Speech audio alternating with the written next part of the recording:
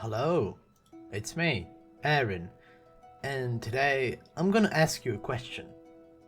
Are all the Souls games just the same? No. Yeah, right. No, they have similar traits, like how they tell the lore itself, their gameplay, their level design, their combat, their animations, their NPCs. Oh.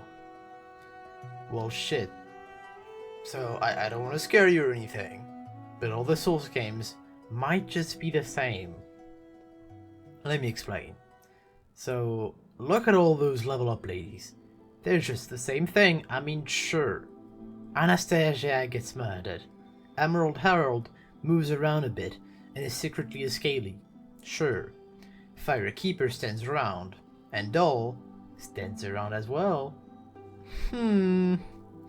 But I guess Melina is different, and the only similarity I could find is between her and my girlfriend, in the way that they both suddenly vanish out of thin air all the time. So, what about the other NPCs? But wait, let's make it fun. Like a game, if you will. I'll tell you the story of an NPC, and you'll tell me who you think it is. Ready? So, you meet him early on. You befriend him. He is a hunter of a kind of creature. He is part of the main religion of the game, and after you give him the possibility to murder the main woman responsible for the kind of creature he hunts, he goes kind of nuts and butchers her. He goes on a long monologue, forgetting his manners and that you're even here, and then he will die and leave an item on the ground. So, who did you get? It was both Alfred and Dee. They're basically the same, but one of the two is just really bad compared to the other. So, Alfred was formal, a church guy. He helps us multiple times, so him suddenly snapping and butchering Annalise was so unexpected and just awesome. But Dee, he was just standing around at a round table, was telling us about Deathroot, and I guess there's something about Roger in him. But honestly, I just didn't get attached to him at all. But then he got killed and left his super cool armor. Nice. But then you give his armor to his brother, and then he snaps at Fia, but like, I don't know this guy. This doesn't affect me at all. This is just Alfred but worse, like why? Like, imagine if after you give the invite to Alfred, you go to Canhurst to meet him, but then it's just another random executioner guy that smashes and pounds and ground the rotten siren into flinty pink pulp. I wouldn't care, and that's what's happening. I didn't care about Dee, except for his armor, and then throwing a rude stranger to go snap at Fia just doesn't work. I really don't get what they tried to do there. So now, let's talk about the Crestfallen Knights. They're all the same. I mean, they like sit in the hub of the game. And even though they got completely different quest lines, I mean, who cares what quest line when we're talking about NPCs, right? All that matters is the way they sit in Firelink Shrine. That's what matters. Now, what about the Smiths? So, Andre is in 2 games and he's basically the same, and I guess except for being an asshole, Leningrad is the same as well. And Hugh is smithing weapons, and that's what Andre does, and so he's the same. What do you mean they're different characters? They're all blacksmiths, and so they're the same. Alright, so Patches, I don't even have to say anything. He pushes you down a cliff or into a trap, once or multiple times per game, and then you can either beat the shit out of him, or befriend him, and he becomes a merchant afterwards. Same thing for all the games. So, what about the religious now? So in Bloodborne we got the Healing Church, then we got the Golden Order. Dark Souls had the Way of White, but also the Spears of the Church, and actually, there's just a shit ton of churches in Dark Souls, and no clear main religion. And they're all evil churches to a certain degree, so yeah, boom, done. Now for the lore.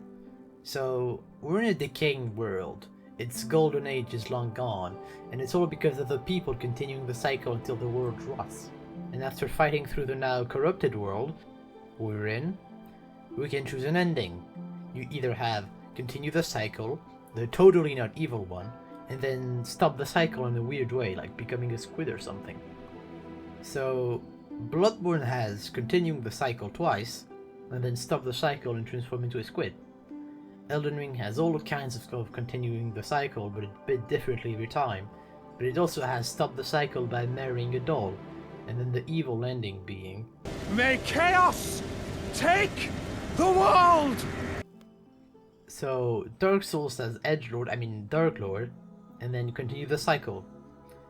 And I don't know Dark Souls 2 lore, so let's just say the same as well. And Dark Souls 3 has continue the cycle, end the cycle, end the cycle but psych, and then evil time. So yeah, pretty much the same, right? So what about the weapons now? Well, there's a lot of longswords, claymores, great swords, broken straight swords, katanas, etc. How dare they use the sword weapon twice? Lazy devs can't come up with new weapons. But I guess Bloodborne didn't copy on anybody's homework for this one. Oh wait, never mind, he has a moonlit greatsword. So now let me tell you about a hero from long ago. He has a really cool lore, but now he's been corrupted by something, and now you have to kill him. So, who is it? Yeah, it's Ludwig, and Artorius, and Burnt Ivory King, and Slave Knight Gale, and Sir Scourge Radahn. And I'm being nice by only including one corrupted hero per game, or else this video would be 2 hours long. So, what about the online? It's the same. Summons, invasions, messages, it's just the same, and the only difference between them is perhaps covenants. But actually, there's always at least the blue ones who help casuals, and the red ones who kill casuals. Why isn't that a silly coincidence, Souls fans? That the world of each Souls games is convoluted, and the flow of time distorted. And what about the DLCs? Well, except from the fact that they all have the best boss from their game, they have similar bosses themselves. Except from the corrupted hero we already talked about, there's always a dual weapon wielding hot lady like Sirion, but also Sister Frida and Lady Maria. And by the way, those two bosses are the exact same boss, and the only difference is that one is harder and the other will make you harder. So there's also always a bad dragon boss. In all the games.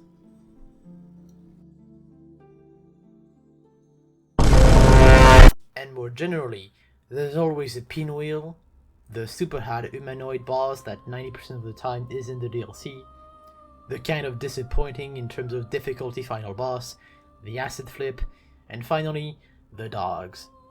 And now, very quickly for something we haven't mentioned yet, but poison swamps, they're just everywhere, in every game, and I won't list all of them to you, because it might trigger PTSD in some of you.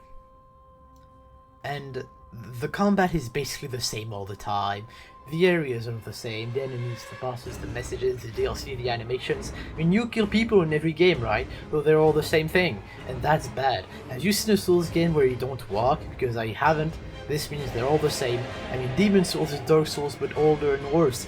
Dark Souls is Dark Souls. Dark Souls 2 is Dark Souls but bad. Dark Souls 3 is Dark Souls but with actually good bosses. Bloodborne is Dark Souls but edgier. Elden Ring is Dark Souls but open world. So this means that they're all the same, and that the Souls games are bad, because of course it does.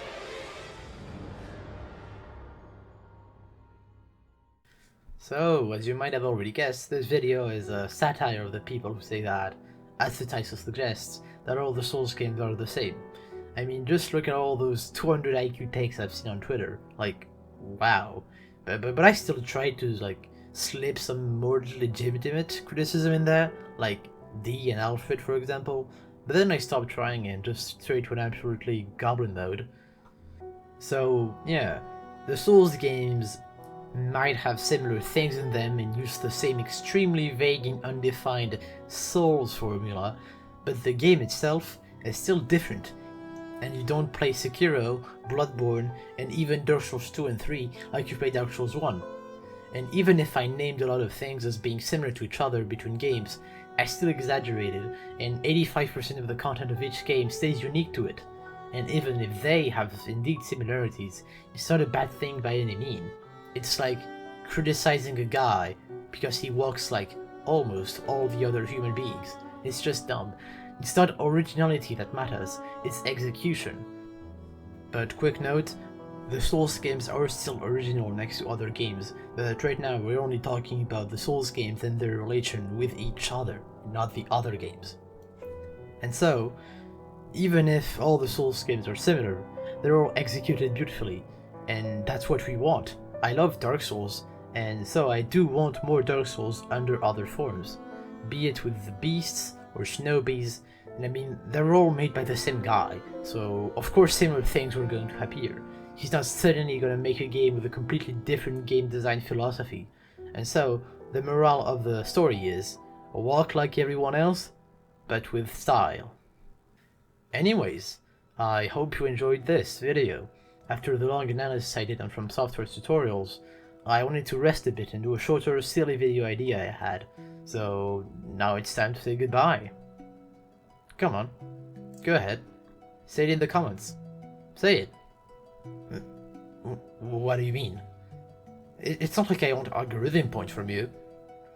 Just comment already, and subscribe while you're at it. Fine, just leave them. If I don't deserve the click of a button from you, you high-and-mighty stranger on the internet. Get out of here. I said, get out of my video. Alright, well guess I have to kick you out then, you prick.